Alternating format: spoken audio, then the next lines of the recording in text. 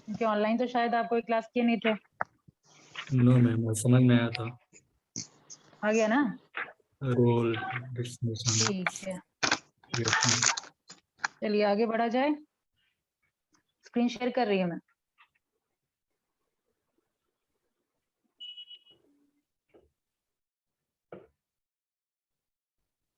Last class में हम लोग देखे थे फंडामेंटल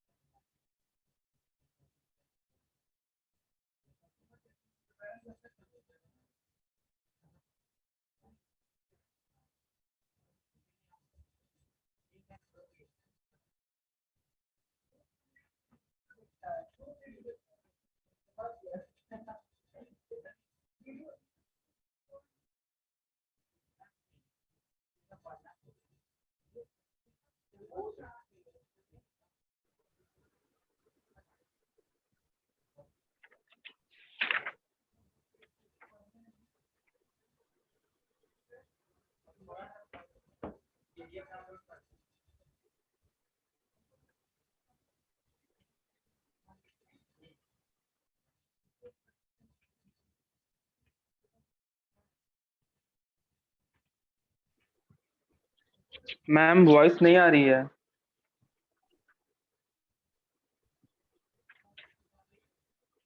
आ रही है, आवाज आ मैम रही है। वॉइस भी नहीं आ रही है। यस मैम अभी आया तो, बट स्क्रीन ब्लैंक है, कुछ नहीं दिख रहा है। अभी यस मैम आप दिख रहे हो। वॉइस ब्रेक हो रहा है मैम, रुक रुक का आवाज आ रहा है। 1 मिनट पहले होस्ट तो बना ही नहीं है। मंजय सर आवाज आ रही है मेरी?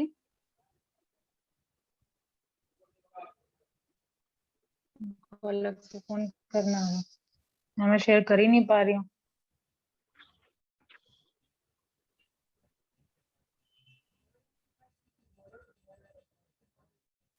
1 मिनट, किसी के पास है नंबर मंजय सर का?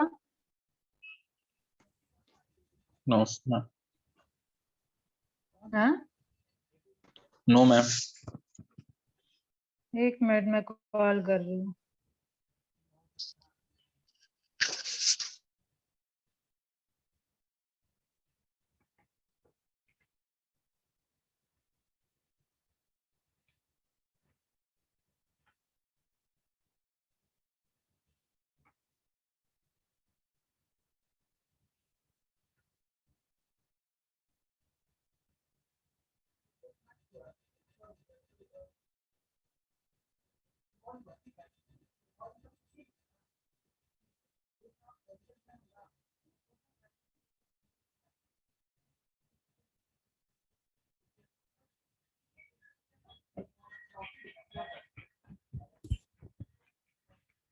हाँ मैम, हेलो।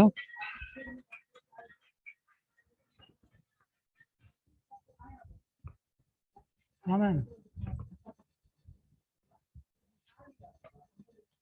होस्ट तुम बना दिए थे।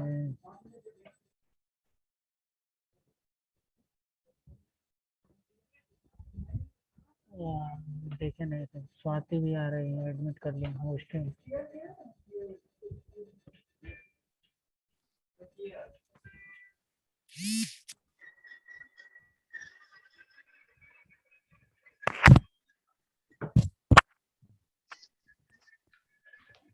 आवाज आ रही है सबको अब ठीक से? Yes ma'am. यस मैम, ठीक ऑल है। क्लियर। लगता है स्वाति के लिए ही नेटवर्क प्रॉब्लम हो गया था, यस इसलिए शेयर नहीं कर पा रही हूँ। मैम, मैं तो अभी ज्वाइन की हूँ, मेरे से मैं नहीं थी मैम, नेटवर्क इश्यू की वजह से। इसीलिए तो मैं बोल रही हूँ कि लगता है आप नहीं आए थे, इसलिए नेटवर्क प्रॉब्लम हो गया बीच में। ओ मैम। चलिए शुरू किया जाए। Yes ma'am. तो लास्ट क्लास में हम लोग कहा थे राइट टू इक्वालिटी डिस्कशन कर चुके थे, राइट? तो यस मैम। फंडामेंटल राइट में थोड़ा रिकैप करवाइए। रवि कौन से पार्ट में दिया हुआ है? कौन से पार्ट ऑफ इंडियन कॉन्स्टिट्यूशन में दिया हुआ है फंडामेंटल राइट्स? हाँ, जल्दी जल्दी रिकैप। नहीं होगा। हामिद आप बताइए। पार्ट 3 में ma'am. Which part? Part 3, very good. और आर्टिकल नंबर कितने से कितने तक फंडामेंटल राइट्स दिया हुआ है? 12 to से 30। 35। Very good. और मैग्ना कार्टा ऑफ इंडिया किसको कहते हैं? बेसिक राइट है मैम वो। Very good. और क्या डिस्कशन हुआ था? आर्टिकल नंबर 12 में क्या दे रखा है? आर्टिकल 2 में स्टेट का डेफिनेशन मैम दिया हुआ है। लॉ जो भी वो कुणाल, आप सब भी थोड़ा स्टेट में आ आइए। जाएगा। जितना भी लॉ पास होगा ना मैम वो सब स्टेट में आ जाएगा, जैसे पंचायत लॉ, ये सब जो जितना लॉ पास होता है। आर्टिकल 12 में स्टेट का डेफिनेशन दिया नो हुआ है। मैम, ठीक है, Yes, स्टेट जो हम ma'am. लोग यूज करते हैं वो वर्ड, वो स्टेट का मतलब क्या है? तो उसमें central government, parliament, state government, state legislature, local authority, statutory और नॉन स्टैट्यूटरी अथॉरिटी, वो सारा दे रखा है कि स्टेट का अभिप्राय क्या है, मतलब क्या है, वो आर्टिकल 12 में दिया हुआ है। ठीक है। 13 में क्या दिया हुआ है? कुणाल आपकी बारी।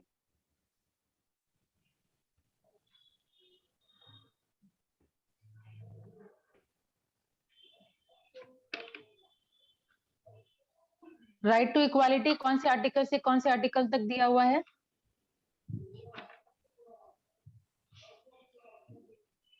हाँ, मैम 14 to 18 दिया है। ठीक है। 14 to 18 और 14 में क्या दिया हुआ है? सब लोगों के लिए लॉ एक समान इक्वल होगा। Yes ma'am. और उसमें भी दो पार्ट है। इक्वली बाय लॉ में भी दो है, एक इक्वालिटी बिफोर लॉ और दूसरा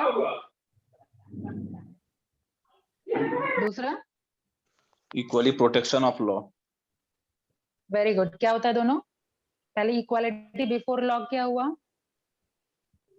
मैम एक उसमें में जो सबको लोग एक जैसे हैं उनको एक जैसा ट्रीटमेंट दिया जाएगा, और एक में मैम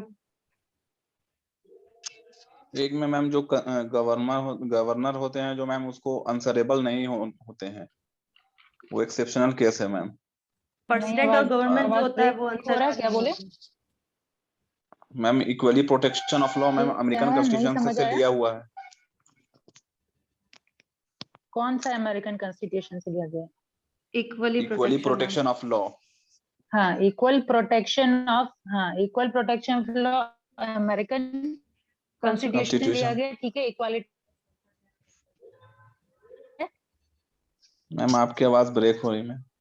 इक्वालिटी बिफोर लॉ क्या बोलता है? नेटवर्क चेंज करना होगा क्या? 1 मिनट रुकिए। ज्यादा ब्रेक हो रही है या सुनाई दे रहा है? नॉर्मल सुनाई दे रहा है मैम। नॉर्मल। नहीं, अगर ज्यादा ब्रेक हो तो बताइएगा, अगर दिक्कत होने लगेगा तो मैं नेटवर्क चेंज कर लूंगी। ठीक है। तो हम लोग क्या डिस्कशन कर रहे थे? हाँ, इक्वालिटी बिफोर लॉ क्या है? मैम इसमें आपने दो एक बताया था कि एक में जो लोग जैसे जैसे करते हैं उनको एक जैसा ट्रीटमेंट दिया जाएगा, और प्रेसिडेंट और गवर्नमेंट आंसरेबल ठीक नहीं है। होंगे। फिर 15 में आपने बताया था राइट अगेंस्ट डिस्क्रिमिनेशन, जिसमें right, caste, sex, religion, place of birth आ जाता है। फिर 16 में मैम आपने इक्वालिटी ऑफ अपॉर्चुनिटी एक मिनट मैं पूछ रही हूँ, इक्वालिटी बिफोर लॉ क्या क्या बता रहे हैं? मैम मैंने सारा लॉ बता रही थी।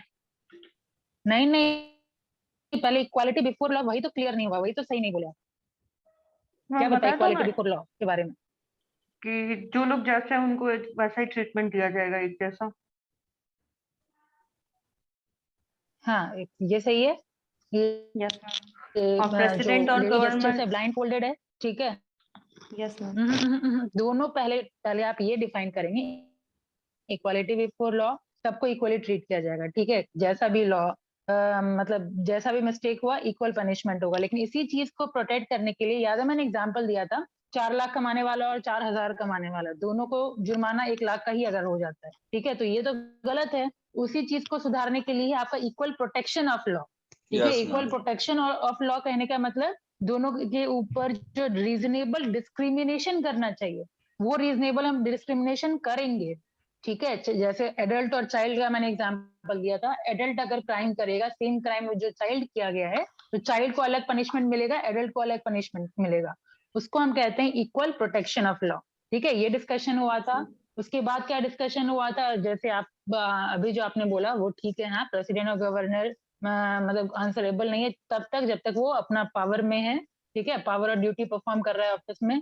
ठीक है, मीडिया पर्सन जो भी है वो भी जब तक सही इंफॉर्मेशन दिया जा रहा है दे सकता है। और आर्टिकल 15 क्या बोल रहा है? राइट अगेंस्ट डिस्क्रिप्शन, मैम, किसी के साथ कोई भेदभाव नहीं कर सकते हैं। डिस्क्रिमिनेशन। Yes ma'am. डिस्क्रिमिनेशन, हाँ, डिस्क्रिमिनेशन मतलब कि ऐसा आप कास्ट के बेस पे या किसी के बेसिस पे आप ये नहीं कर सकते कोई पर्टिकुलर स्कूल खोल दिया और ये आप बोल रहे हैं सिर्फ हिंदू के लिए या सिर्फ मुस्लिम के लिए, पर्टिकुलर रोड बना दिए बोले सिर्फ हिंदू चलेगा या मुस्लिम चलेगा, ऐसा आप नहीं कर सकते। इवन प्राइवेट इंस्टीट्यूशन भी ऐसा नहीं कर सकती, प्राइवेट को भी अलाउड नहीं है। ठीक है, और वो 5 बेसिस आपको मैं लिखवा चुकी हूँ, कौन से 5 बेसिस पे डिस्क्रिमिनेशन अलाउड नहीं है। ठीक है, इसके अलावा फिर आर्टिकल 16 हम लोग डिस्कशन किए थे, क्या बोलता है article 16? Equality of opportunity, equal employment in public employment. ठीक है, तो वो वही 5 बेसिस पे आप डिफरेंशिएट नहीं कर सकते, religion, race, caste, sex, place of birth के बेसिस पे आप डिफरेंशिएट नहीं कर सकते। हाँ, आप मेरिट के बेसिस पे, जैसे एजुकेशन के बेसिस पे, कोई क्वालिफिकेशन अगर लिया उस बेसिस पे आप डिस्क्रिमिनेशन अलाउड है। ठीक है, फिर था आर्टिकल 17, वो क्या था? Abolition and untouchability. Abolition of untouchability. ठीक है, एंड अनटचेबिलिटी नहीं, एबॉलिशन Yes. ऑफ अनटचेबिलिटी, यानी अनटचेबिलिटी को हटाना। ठीक है, अगर कहीं Yes. देखा जाएगा कि अनटचेबिलिटी प्रैक्टिस किया जा रहा है तो उसको एबॉलिश करने के लिए ये आर्टिकल है 17। 18 क्या Yes. बोलता है? Abolition of title, Abolition of कोई भी titles. फॉरेनर कोई अगर टाइटल देगा वो आप एक्सेप्ट नहीं कर सकते। अब ये खत्म हो गया था लास्ट क्लास में। अब आज से शुरू होगा राइट टू फ्रीडम। ठीक है, राइट टू फ्रीडम अब जो दिया, वापस से पेन और कॉपी के साथ, फ्रीडम क्या बोल रहा है? फ्रीडम आपका आर्टिकल नंबर 19 से लेकर के 22 तक दिया गया है, ये हम लोग डिस्कशन किए थे। इसके अलावा ये भी डिस्कशन किए थे कि एक अमेंडमेंट हुआ था 21 के बाद 21A है। ठीक है, 21 में आपको मैंने बताया था कि 21A में right to education add on हुआ। ठीक है, अब चलिए सबसे पहला आर्टिकल पकड़िए, आर्टिकल नंबर 19। ठीक है, तो आर्टिकल नंबर 19 क्या बोल रहा है कि सर्टेन डेमोक्रेटिक फ्रीडम आपको दिया गया है। ठीक है, कुछ 5-6 फ्रीडम है, वो सारा आर्टिकल 19 के अंदर ही आता है। Right to speech, right to assemble, ठीक है, टू फॉर्म एसोसिएशन, ये सारा फ्रीडम के अंदर आएगा। आगे अगर हम लोग चले, इक्वालिटी डन, स्क्रीन दिख रहा है? यस हाँ, देखिए, freedom of speech, freedom of expression, freedom of assemble without arms, freedom of association, freedom to practice any profession और freedom to reside in any part of the country। ठीक है, 1 2 3 4 5 6 total 6 freedom है, वो सारा का सारा 19 में ही दिया हुआ है, आर्टिकल नंबर 19 में। अब सबका मतलब अगर समझे, यहाँ पे एक्सप्लेन समझते चले जाइए। स्पीच क्या बोलता है कि हम लोग को परमिशन है या फिर अलाउड है कि अपना ओपिनियन हम शेयर कर पाए, अपना व्यू पॉइंट शेयर कर पाए। ठीक है, कोई भी पॉलिसीज या एक्टिविटी पे हम अपना व्यू पॉइंट या ओपिनियन दे पाए, ये आपको परमिशन है। लेकिन अब बात हो रही है यहाँ भी लिमिट तक। ठीक है, यहाँ भी लिमिट तक, जैसे मान लीजिए अगर आप बोलने लगे कश्मीर भारत का पार्ट नहीं है, ये सब टाइप का अगर स्टेटमेंट यूज करें, या फिर एक और जो इधर क्या नाम है, कन्हैया या कृष्ण, क्या नाम था, JNU का जो अभी हुआ था, कन्हैया जो भड़काऊ स्टेटमेंट स्पीच, कन्हैया ही ना, तो वो सब क्या है बोला वो, तो राइट टू स्पीच में वो नहीं आएगा, आप बोल सकते हैं। लेकिन अगर आप कंट्री के सोवरेनिटी और इंटीग्रिटी को अटैक कर रहे हैं तो अगेन आप पनिशेबल हैं। ठीक है, तब राइट ऑफ स्पीच ये नहीं हुआ, ये freedom and speech and expression के अंदर नहीं आया, ये परमिशन नहीं है। परमिशन क्या है, जैसे प्रेस को परमिशन है, फ्रीडम ऑफ प्रेस है, फिर फ्रीडम ऑफ कॉमर्शियल एडवर्टीजमेंट है। ठीक है, स्पीच एंड एक्सप्रेशन में ये है टेलीकास्ट करने का परमिशन है।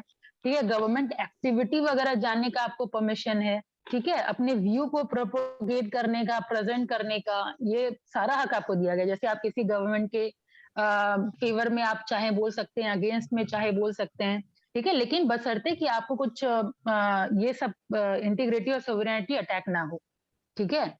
अगर देखा जा रहा है कि हाँ सिक्योरिटी ऑफ द स्टेट उस पर हैम्पर कर रही है, तो अगेन आप पनिशेबल हैं। पब्लिक ऑर्डर को अगर आप डिस्टर्ब कर रहे हैं तो पनिशेबल हैं, ठीक है। भड़काऊ भाषण दे रहे हैं तो पनिशेबल हैं। किसी को क्राइम के लिए उकसा रहे हैं तो पनिशेबल है, ठीक है। तो ये freedom to speech and expression नहीं आएगा, ठीक है। तो freedom of speech and expression क्या हुआ कि आप अपना ओपिनियन एक्सप्रेस कर सकते हैं, लेकिन लिमिट तक। और क्या लिमिट है वो मैंने आपको बताया। होप क्लियर है? 19 में पहला speech Yes, and ma'am. Expression clear है। अब आइए तीसरे Yes, में, freedom of assembly without arms. अब असेंबली विदाउट आर्म क्या मतलब होता है कि ये परमिशन आपको दिया गया है कि आप कोई पर्पस के लिए आप असेंबल हो सकते हैं, ठीक है। पर्पस में चाहे आप रिलीजियस पर्पस हो, ठीक है, नेताजी का जो रैली वगैरह लगता है, ठीक है, कॉमन पर्पस से हम लोग एकत्रित होते हैं ना, है ना। Yes, ma'am. बात समझ में आ रही? तो वही एकत्रित, असेंबली मतलब क्या हो, एकत्रित होने का आपको परमिशन दिया गया कोई भी कॉमन पर्पस के लिए, ठीक है। अब ये बिना वेपन के, ठीक है, तो ये तो कॉन्स्टिट्यूशन में राइट दिया गया है, और ये भी है कि हाँ बिना वेपन के कोई वायलेंस नहीं हो, ठीक है। और प्राइवेट प्रॉपर्टी पे फिर असेंबल करने का परमिशन नहीं है। आप हो सकते हैं, लेकिन कहाँ? पब्लिक प्रॉपर्टी जहाँ पे है, पार्क में, पब्लिक पार्क है, पब्लिक मतलब कोई स्टेडियम वगैरह है, वहां पे आप इकट्ठा होकर के आप को ये फ्रीडम दिया गया है कॉन्स्टिट्यूशन के द्वारा कि आप एकत्रित हो सकते हैं, ठीक है। अब रोड पे जाम कर दिए, रोड पे खड़े होकर के सब लोग मतलब हो गया कि हाँ नेताजी का रैली है भाई, रोड जाम हो पड़ा है, ठीक है, तो ये भी तो सही नहीं है। तो इसका परमिशन अगेन, इस टाइप का बदमाशी आप नहीं कर सकते। असेंबली मतलब आपकी एक जगह, एक पब्लिक जगह पे आप मतलब एकत्रित होकर के डिस्कशन कर सकते हैं। ये आपको कॉन्स्टिट्यूशन की तरफ से राइट दिया गया है, बिना कोई आर्म के, बिना कोई वायलेंस किए हुए, अगर आप इकट्ठा होते हैं तो, ठीक है। ये इसका मतलब है freedom of assembly without arms. अब आगे बढ़ते हैं, फ्रीडम ऑफ एसोसिएशन क्या है।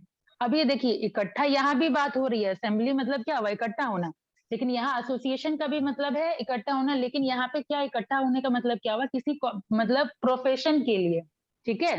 एसोसिएशन बनाना, यूनियन बनाना, कोऑपरेटिव सोसाइटी बनाना, ये क्या हुआ कि हम लोग मिल रहे हैं, लेकिन वहां वाला यहाँ वाला डिफरेंस समझ में आ रहा है। यहाँ पे हम कोऑपरेटिव सोसाइटी बना रहे हैं। कोऑपरेटिव सोसाइटी क्या है कि हम कुछ जन मिल करके, जनरली कोऑपरेटिव सोसाइटी क्या हुआ, जो नीचे तबके के लोग होते हैं, मतलब ज्यादा अर्निंग मेंबर नहीं होते हैं, ज्यादा हाई अर्निंग मेंबर नहीं होते हैं, जैसे टेलर हो गया, वीबर हो गया, ये सब मिल करके अपना एसोसिएशन बनाते हैं, ठीक है, मतलब ग्रुप बनाते हैं और फंड इकट्ठा करते हैं, और किसी भी उस ग्रुप में किसी को इमरजेंसी होता है वो फंड वो ले सकता है। तो ये सब क्या हुआ कि एक संगठन बनाने का हक दिया गया, ट्रेड यूनियन बनाने का हक दिया गया, पार्टनरशिप फर्म, ठीक है, सोसाइटी बनाना, क्लब बनाना, ट्रेड यूनियन बनाना, ठीक है, इसको हम लोग कहते हैं एसोसिएशन, ठीक है। और ये ऑब्वियसली है कि कोई कंपल्सन नहीं है, कोई कर सकता है। अगर आपकी मर्जी है तो आप ज्वाइन करिए, नहीं मर्जी है तो नहीं ज्वाइन करिए, कोई कंपल्सन नहीं डाल सकता, यानी वॉलेंट्री इसको टर्म देंगे, ये वॉलेंट्री हो जाता है, ठीक है। ये सारा जो आप संगठन बनाएंगे आपको वॉलेंट्री, आपकी मर्जी पे, ठीक है, समझ आया? ये हो गया yes, ma'am. एसोसिएशन। और असेंबली जो आप समझ रहे हैं, कंफ्यूजन नहीं होइएगा, ठीक है, वो असेंबली अलग है, इकट्ठा होना, भाषण सुनना या कोई कॉमन पर्पस के लिए। यहाँ पे हम एक बना रहे हैं ग्रुप, ठीक है, किसी कॉमन पर्पस से हम ग्रुप बना रहे हैं, फाइन। अब आगे बढ़ते हैं, freedom to practice any profession. तो प्रोफेशन तो पता ही, कोई भी प्रोफेशन कोई भी कर सकता है, ठीक है, बशर्ते, इसमें भी एक्सेप्शन क्या है, बशर्ते वो डेंजरस ना हो, ठीक है, डेंजरस या हजार्डियस चीज वगैरह अगेन अलाउड नहीं है, ठीक है। अब जैसे मान लीजिए कोई क्राइम कर रहे हैं, ये कर रहे हैं, तो मतलब मेरा इशारा किसके तरफ है आप जान सकते हैं। जितना भी हम लोग गलत सब चीज प्रोफेशन की अगर मैं बात करूं, वो प्रैक्टिस करने का आपको हक कॉन्स्टिट्यूशन नहीं दे रही है, ठीक है। फ्रीडम ऑफ प्रोफेशन में जो एक जेन्युइन जो प्रोफेशन है वो आप प्रैक्टिस कर सकते हैं, किसी को नुकसान पहुंचाने वाला कोई प्रोफेशन आप नहीं कर सकते, ठीक है, ये फ्रीडम नहीं दिया हुआ है, ठीक है। सर्टेन हाँ मिनिमम क्वालिफिकेशन है, जैसे मान लीजिए ऑब्वियसली डॉक्टर बनना चाहते हैं तो एमबीबीएस की डिग्री चाहिए, ऐसे ही उठ करके आप नहीं बोल सकते डॉक्टर बनना है, कि हम डॉक्टर बन झोला जाते छाप हैं, डॉक्टर जो कुर्ता नाम पहन, है। वो व्हाइट वाला पहन लिए, हाँ वो कोट पहन लिए और तैयार हो गए, भाई हम डॉक्टर बनना चाहते हैं या डॉक्टर हो गए। ऑब्वियसली उसके लिए Yes, मिनिमम दिया गया है कि इतना होना चाहिए डिग्री, तभी आप प्रैक्टिस कर सकते हैं। ऐसा नहीं कि भाई कॉन्स्टिट्यूशन में लिखा है फ्रीडम ऑफ प्रोफेशन, कुछ भी प्रैक्टिस कर सकते हैं, कुछ भी बन गए रातों रात, है ना, वो परमिशन नहीं है।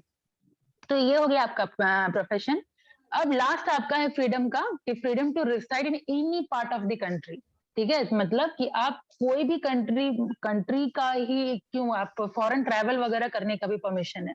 ठीक है, ये आर्टिकल 21 में दिया हुआ है फॉरेन ट्रैवल, लेकिन यहाँ पे इसका मतलब है कि विद इन इंडिया आप कहीं भी मूव कर सकते हैं, कहीं भी रिसाइड कर सकते हैं, सेटल हो सकते हैं, ये सब परमिशन दिया गया है। बशर्ते, यहाँ पे भी बशर्ते क्या है, यहाँ पे भी एक्सेप्शन क्या है, आप देख रहे हैं हर जगह कुछ ना कुछ एक्सेप्शन, रिस्ट्रिक्शन Yes. लगाया गया ताकि मतलब कंट्री का जो डिसिप्लिन है एक, ठीक है, वो डिस्टर्ब ना हो। तो यहाँ पे एक्सेप्शन क्या है कि हाँ चलो आप मूव तो कर सकते हैं, लेकिन जो जनरल पब्लिक का जो इंटरेस्ट है वो नुकसान नहीं है, नहीं पहुंचना चाहिए। अगर वहां के लोगों को प्रॉब्लम है तो फिर रिस्ट्रिक्शन हो जाएगा आपके ऊपर। जैसे ट्राइबल एरिया, पता है ना, हर जगह मूव कर सकते हैं, लेकिन ट्राइबल एरिया में जाने का रिस्ट्रिक्शन होता है, आप ट्राइबल एरिया में नहीं जा सकते। ठीक है, तो ये सब सर्टेन रिस्ट्रिक्शन दिया कि वहां के लोगों को डिस्टरबेंस ना हो, तब आप आराम से वहां जा सकते हैं, सेटल हो सकते हैं। वो परमिशन दिया हुआ है, freedom to reside in any part of country. ठीक है यहाँ तक? Yes, ma'am. Yes ma'am. क्योंकि आपके उसमें जो बुक है उतना डिटेल में नहीं दिया हुआ है। एक बार आप रीड आउट किए कि नहीं जो आपके बुक में दिया हुआ है? Yes, ma'am. हाँ, Yes, ma'am. Read out and yes ma'am. काफी शॉर्ट में दिया हुआ है। यहाँ भी ये देखिए तो सर्टेन कंडीशन है, short. वो सर्टेन कंडीशन ऐसे कैजुअली मैं डिस्कशन कर रही हूँ, आप लोग लिखते चले जाइए जो कि याद रहे। Yes, ma'am. जब लिखने आता है मतलब आपका लगभग 20 मार्क्स का रहता है क्वेश्चन, ज्यादा कंटेंट आपके पास रहेगा उतना आप एक्सप्रेस कर पाएंगे आंसर में। अब आगे चलिए, आगे बोल रहा है कहाँ तक, अच्छा 19 ही हुआ ना अभी तक, ठीक है, 1982 है तो 19 वाला था ये वाला पार्ट। ठीक है, अब आइए Yes, ma'am. 20, आर्टिकल 20 क्या बोल रहा है? आर्टिकल 20 लिख लीजिए, इसमें नहीं है दिया हुआ, आर्टिकल 20 है दिया हुआ protection against conviction for offence, protection against conviction for offence. ठीक है, protection against conviction for offence, ये आर्टिकल 20 में दिया है। कन्विक्शन फॉर ऑफेंस का यहाँ मतलब क्या है, सर्टेन आप लोगों को सुविधा दिया हुआ है अगर कुछ ऑफेंस, जैसे मान लीजिए पहला इसमें है no ex post facto law. No ex post facto law कहने का मतलब कि जो मान लीजिए नियम कानून जिस डेट से बना है उसी डेट से इम्प्लीमेंट होगा। ठीक है, जैसे अगर मैं बात करूं क्रिमिनल लॉ, वो क्रिमिनल लॉ जो हुआ था आपका एक्ट पास हुआ था 1988 में, तो 1988 के बाद सॉरी ये वाला 1988 में था प्रिवेंशन ऑफ करप्शन एक्ट, है ना, करप्शन एक बार आया था तो वो करप्शन एक्ट पास हो गया था 1988 में। ठीक है, उसमें था 3 से लेके 7 साल तक का सजा था। कहने का मतलब ये है यहाँ पे कि 88 में एक्ट पास हुआ, उससे पहले अगर कोई आप क्राइम किए हैं या करप्शन किए हैं तब आप पनिशेबल नहीं है। ठीक है, उसके बाद अगर 88 के बाद जब से पास हुआ है तब से कोई करप्शन करते हैं तब अगेन आप पनिशेबल हैं। वो है आपका नो एक्स पोस्ट फैक्टो का मतलब। ठीक है, तो पहला प्रोटेक्शन ऐसे मिला आपको। दूसरा है आपको प्रोटेक्शन मिलता है no double jeopardy, GEOPARDY। No double jeopardy का क्या मतलब होता है कि एक आदमी को एक ऑफेंस के लिए बार बार आप सजा नहीं दे सकते हैं। ठीक है, अब अलग अगर कोई क्राइम किया तो वो अलग बात है, लेकिन अब एक ही काम किया है, ठीक है, उसी काम के लिए आप 3 साल सजा दिए फिर आप 3 साल सजा दिए, ऐसा नहीं कर सकते आप। ठीक है, तो ये प्रोटेक्शन है। तो ये सारा हो गया आपका आर्टिकल 20 का मतलब। फाइन, Yes, ये ma'am. है आर्टिकल 20। अब आगे बढ़ते हैं, राइट टू फ्रीडम में आपका नेक्स्ट होता है 21। 21 बोलता है आपका protection to life and personal liberty, protection to life and personal liberty लिख रहे हैं। Yes, ma'am. 21 है आपका protection to life and personal liberty, Personal liberty. Liberty. Yes, ma'am.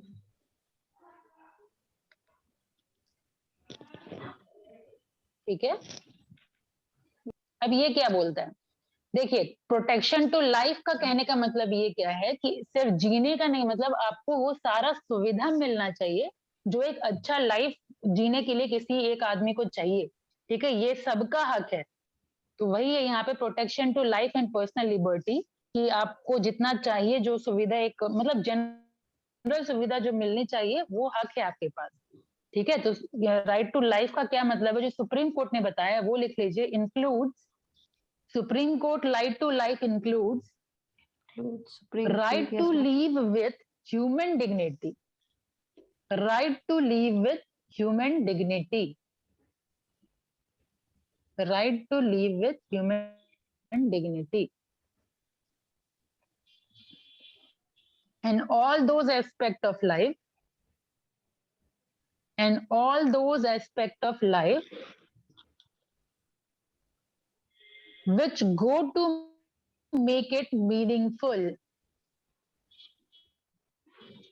which go to make it meaningful, comma, complete and worth living. Ma'am live which go to, क्या? Repeat again ma'am.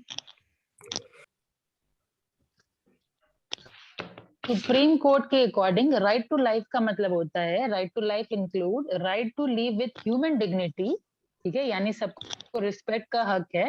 And all those aspect of life, वो सारा aspect of life which go to make it meaningful, life को meaningful बनाए, comma, complete बनाए and worth living बनाए।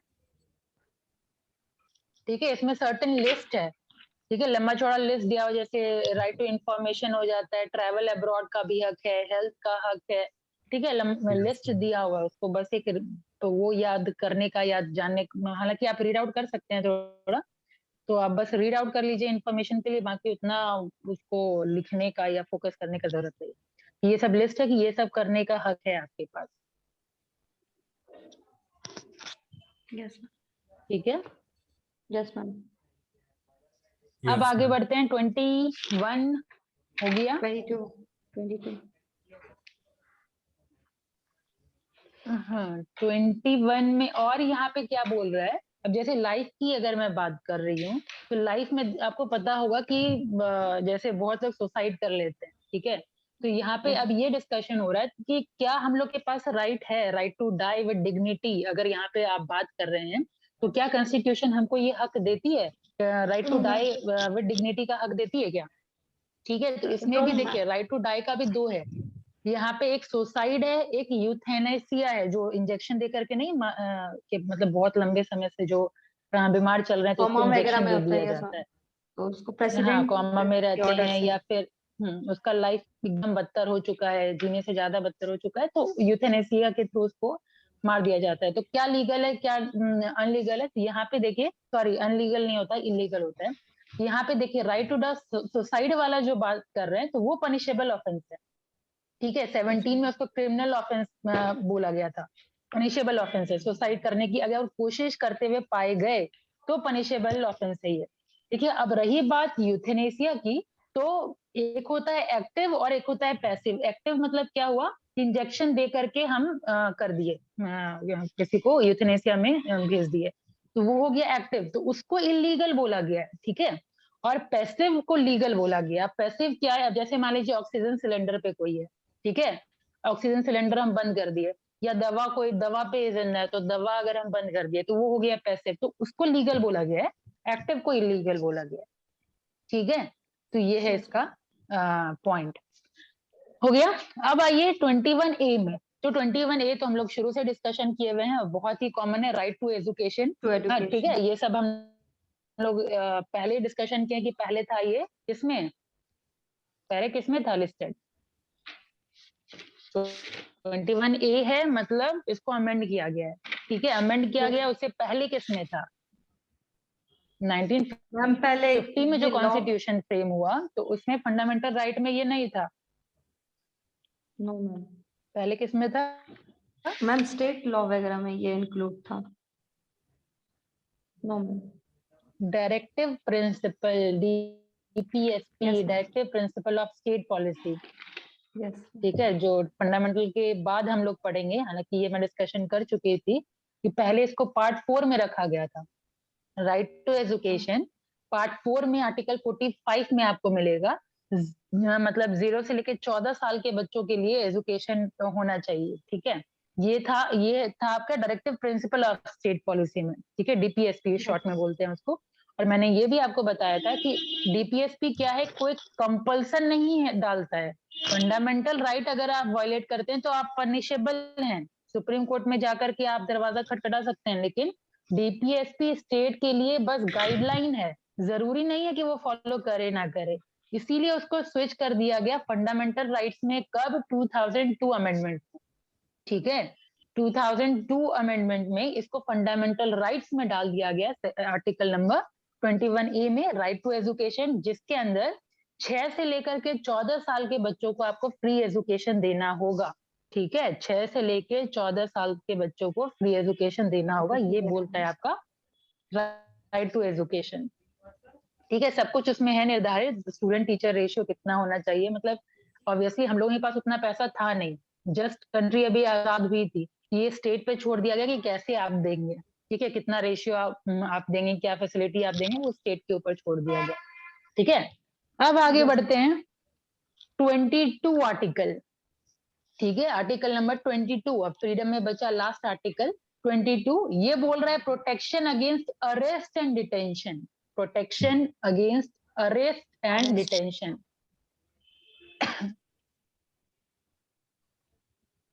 ठीक है, arrest and detention क्या करता है, लिख ली। डिटेंशन मतलब वो जेल वगैरह, डिटेंशन जेल को ही बोलते हैं, DETENTION, डिटेंशन।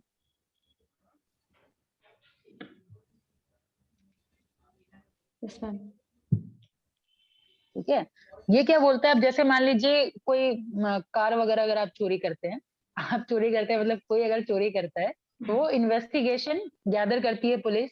ठीक है, उसके बाद जो सस्पेक्ट होता है उसको अरेस्ट किया जाता है, कोर्ट का ट्रायल होता है, फिर अगर गिल्टी पाया जाता है तो जेल होता है। ठीक है, तो अगर गिल्टी पाया गया तो पुनिटिव डिटेंशन हो गया वो। ठीक है, और एक डिटेंशन होता है आपका प्रिवेंटिव डिटेंशन, नहीं आपको पता होगा, जैसे मूवी वगैरह में जनरली दिखाता है, सस्पेक्ट को भी अरेस्ट कर लिया जाता है। ठीक है, अभी क्राइम, प्रिवेंटिव डिटेंशन क्या हुआ कि अभी क्राइम हुआ नहीं है, होने वाला है। ठीक है, और जिसके ऊपर हमको डाउट है उसको हम डिटेन कर लिए, रख लिए। ठीक है, अब डिटेन करना, उसको हम ज्यादा दिन तक नहीं डिटेन कर सकते हैं, एक सर्टेन टाइम पीरियड होता है, उसके वहां तक का हक होता है। उसके बाद अगर पाया गया कि नहीं ये दोषी नहीं है तो फिर छोड़ दिया जा सकता है। लेकिन अगर दोषी अगर लगता है कि हाँ, तो उसको हक दिया गया है कि ये वो प्रिवेंटिव डिटेंशन कर सकते हैं। ठीक है, मतलब क्राइम को रोकने के लिए आप प्यूनिटिव डिटेंशन, प्रिवेंटिव डिटेंशन कर सकते हैं। प्यूनिटिव डिटेंशन हुआ कि आप जेल में डाल दिए, प्रिवेंटिव डिटेंशन हुआ कि क्राइम को रोकने के लिए हमको जो सस्पेक्ट है उसको हम रोक लिए। ठीक है, यस मैम। समझ आया? तो अब इन लोगों के लिए फायदा क्या प्रोवाइड किया जाता है, जैसे राइट टू इन्फॉर्मेशन इन लोग को दिया जाता है कि जैसे आप पूछ सकते हैं, जो क्राइम जो कर रहा है, अगर आपको गिरफ्तार किया जा रहा है तो आप पूछ सकते हैं कि कौन से बेसिस पे गिरफ्तार कर रहे हैं आप। ठीक है, इसके अलावा लीगल प्रैक्टिशनर को मुहैया करवाना होता है, ये उसका हक बन जाता है। ठीक है, फिर 24 आवर्स के अंदर मजिस्ट्रेट के पास उसको पेश करना होता है। हाँ, तो बताएगा ना कि किस लिए गिरफ्तार करे, नोटिस तो बताएगा ना वो। हाँ, तो ये सब वही बताया, वही इस आर्टिकल में बोला जा रहा है कि ये सब उसका हक बनता है, protection against arrest and detention, की वो आप राइट टू इन्फॉर्मेशन है उसके पास, कि आप जानिए कि क्यों आपको गिरफ्तार किया जा रहा है। ऐसे नहीं उठा करके किसी को लेकर के अंदर आप डाल सकते हैं, आपको इन्फॉर्म करना होगा क्यों आप किस बेसिस पे आप गिरफ्तार कर रहे हैं, और अगर कर रहे हैं तो लीगल प्रैक्टिशनर को भी मुहैया करवाना होगा आपको। ठीक है, और 24 आवर्स के अंदर मजिस्ट्रेट को के सामने पेशी भी करना होगा। अगर मजिस्ट्रेट अगर देखता है कि हाँ नहीं इसको छोड़ दिया जाए तो वो छूट जाएगा, उसके ऊपर फिर आप उसको गिरफ्तार नहीं कर सकते। मजिस्ट्रेट अगर बोल दिया कि नहीं इसको छोड़ दो तो छूट जाएगा। ठीक है, सिर्फ क्रिमिनल केस में प्यूनिटिव डिटेंशन होता है, बाकी और किसी केस में उतना प्यूनिटिव डिटेंशन नहीं होता। ठीक है, तो ये सारा हक दिया गया है आर्टिकल नंबर 22 में। ठीक है, ज्यादा डिटेल नहीं जाना है, बस एक इंट्रोडक्शन पार्ट होता है ना कि इस पॉइंट का क्या मतलब है, इस पॉइंट का क्या मतलब है, ये बस आप जाने, ज्यादा डीप घुसने की जरूरत नहीं है। नेक्स्ट आपका है फ्रीडम अगेंस्ट एक्सप्लॉइटेशन, ये वाला हो गया। 19 to 22 आप कंप्लीट कर चुके हैं। ठीक है, यस मैम। 19 to 22 अब हमारा कंप्लीट हो गया। अब आइए नेक्स्ट राइट पे, राइट अगेंस्ट एक्सप्लॉइटेशन। अब ये एक्सप्लॉइटेशन नाम ही बता रहा है कि एक्सप्लॉइट करने का किसी को हक नहीं दिया गया है, ठीक है, उसके अगेंस्ट आपको पनिशमेंट है। तो कौन कौन से आर्टिकल में? 23 और 24, बस दो ही है इसमें। तो अब 23 क्या बोल रहा है?